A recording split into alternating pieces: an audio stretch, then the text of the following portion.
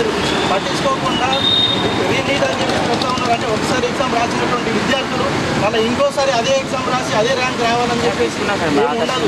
అట్లా ఒకసారి ర్యాంక్ వచ్చి సెకండ్ టైం ర్యాంక్ రాకపోవడంతో ఈరోజు అనేక మంది విద్యార్థులు ఆత్మహత్యలు చేసుకున్నటువంటి పరిస్థితి ఉంది.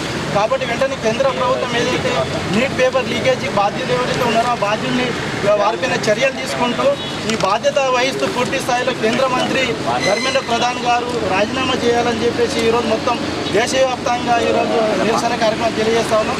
ఇందులో భాగంగా ఈరోజు మనం ఇక్కడ చౌరస్తా దగ్గర వచ్చి నిరసన చేయడానికి చెప్పడం కోసం వచ్చింది. దీంతో పాటు తెలంగాణ రాష్ట్ర ప్రభుత్వం ఇప్పటికే 23,000 ప్రభుత్వ పాఠశాలల్ని మూసేస్తామని చెప్పేసి తెలంగాణ సీఎం రేవంత్ రెడ్డి గారు కూడా ప్రకటించడం జరిగింది. అంటే ఈ విధంగా ప్రభుత్వ పాఠశాలలు కూడా మూసేస్తే మనం భవిష్యత్ తరాల వాళ్ళ తమ్ముళ్ళ ఎక్కడ చదువుకోవాలి? అంటే చదువుకోవడానికి ఈరోజు గవర్నమెంట్ విద్యా వ్యవస్థ అనేది ఉండకుండా అయిపోతుంది.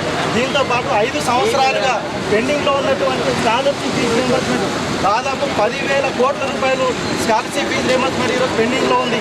కాబట్టి పెండింగ్లో ఉన్నటువంటి స్కాలర్షిప్ ఫీజు రీయింబర్స్మెంట్ వెంటనే విడుదల చేయాలి. దాంతోపాటు ఈరోజు టెక్నికల్ కోర్సు మొత్తం రాష్ట్ర వ్యాప్తంగా ఎక్కడికక్కడ నిరసన కార్యక్రమం తెలియజేస్తున్నాం. అందులో భాగంగా ఈరోజు మనం ఇక్కడ ఈ చౌరస్తా రావడం జరిగింది. ఇది తమ్ముడు విషయం.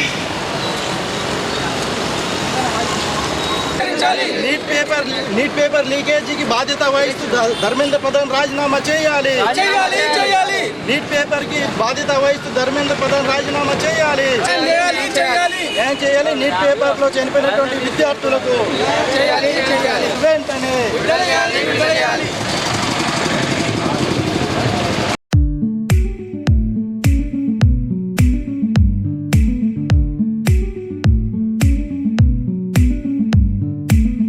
ఏఐపిఎస్యు జిల్లా కమిటీ ఆధ్వర్యంలో ఇక్కడ జిల్లా పరిషత్ చౌరస్తా దగ్గర నిరసన కార్యక్రమం చేపట్టడం జరిగింది.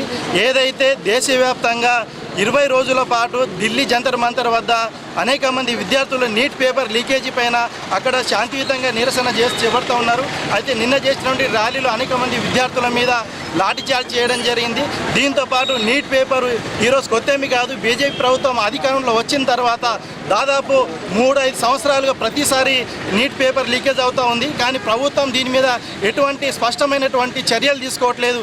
కాబట్టి నీట్ పేపర్ లీకేజ్ వ్యవహారంలో కేంద్ర ప్రభుత్వం బాధ్యత వహిస్తూ విద్యాశాఖ మంత్రి వెంటనే రాజీనామా చేయాలి. దీంతోపాటు ఎన్టీఏని రద్దు చేసి రాష్ట్రాలకే స్వయం ప్రతిపత్తి విధానాన్ని కేటాయించాలి.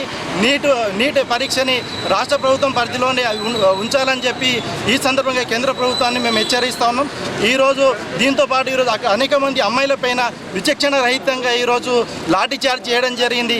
కాబట్టి ఆ విద్యార్థులకు అందరికీ నరేంద్ర మోడీ గారు వాళ్ళకందరికీ క్షమాపణ చెప్పాలి. ఏదైతే న్యాయమైనటువంటి డిమాండ్లు ఉన్నాయో డిమాండ్లన్నీ కూడా పరిష్కారం చేయాలని చెప్పేసి ఈ సందర్భంగా మేము తెలియజేస్తా ఉన్నాం.